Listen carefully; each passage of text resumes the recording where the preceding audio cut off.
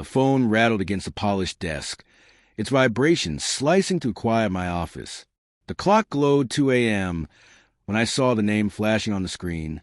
Leah. My wife. My heart didn't leap the way it used to.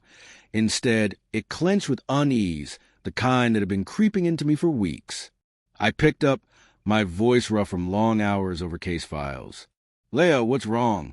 Her laugh spilled to the line, sharp, light, unfamiliar. Nothing's wrong, James. Just checking in on my friend.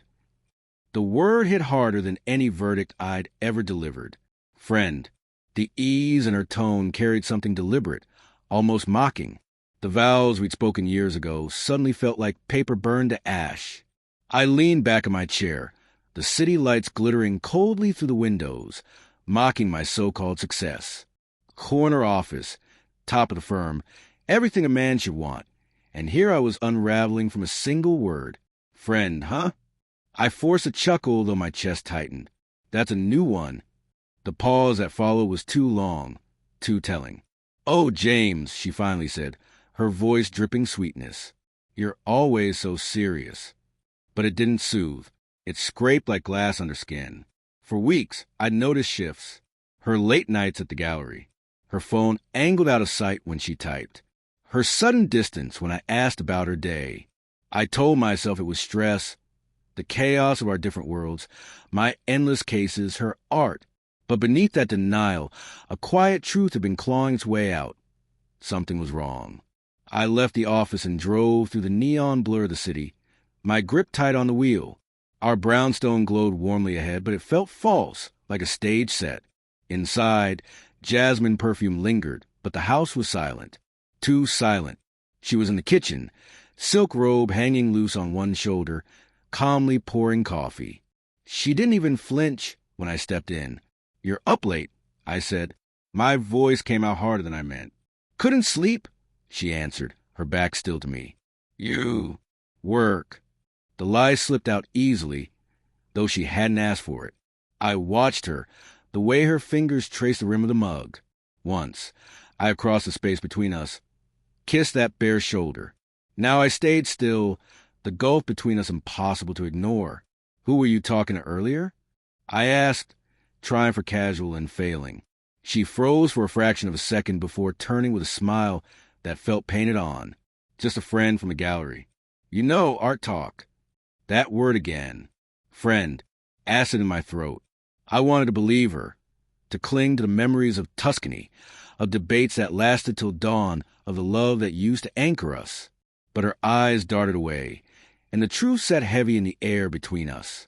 Art talk, I repeated flatly. Then I walked past her, the echo of my steps loud against the hardwood. That night, sleep didn't come. I lay in our bed, her side untouched and cold. Images flickered, her new perfume, her sudden late-night yoga, the secret of smiles, a text she wouldn't explain. Threads, weaving into a picture I didn't want to face. By morning, exhaustion dulled me, but not the dread. That afternoon, her mother came by. Evelyn was sharp, perceptive, the kind of woman who saw past facades. Over lunch, Leah filled the air with charm, talking about her latest exhibit. I'd barely touched my food, fork scraping across porcelain. Evelyn's gaze shifted between us, her smile strained. You two seem busy, she said lightly. Leah laughed too quickly. Oh, James is always buried in work. I nodded, but Evelyn didn't look away. She saw more than Leah realized. That evening, Leah announced she had to meet a client at the gallery at 8 o'clock on a Saturday. I clenched my jaw but said nothing, just watched her slip into a dress that clung to perfectly. After she left, Evelyn poured herself wine and studied me.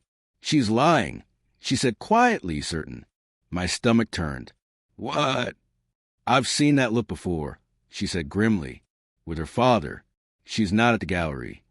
Her words gutted me. Rage swelled, but grief was stronger. I whispered, what do I do? Find out, she said firmly. Then decide who you are. So I drove. The gallery was dark, its windows black. My phone buzzed with Leah's name, but I ignored it. Instead, I called her assistant. After a nervous hesitation, She admitted Leia hadn't been there all week. My chest hollowed out. Maya gave me an address, a loft downtown. My heart pounded as I pulled up through the wide windows. I saw her, Leia, laughing. A stranger's arm curled around her waist, his hand possessive, her smile radiant. The world tilted. Rain began to fall, soaking me where I stood. I called her. She answered breathlessly. James, you're my ex now, I said, voice flat and final. And I hung up. When I turned away, someone was there, Evelyn. She had followed me. Her face was unreadable, but the faint curve of her lips told me everything. She had known. The rain fell harder, streaking the city lights into blurs. Each step I took away from that window carried the weight of a marriage shattered, of trust destroyed. I didn't look back. I couldn't. The life I thought I had was gone, washed away in the storm.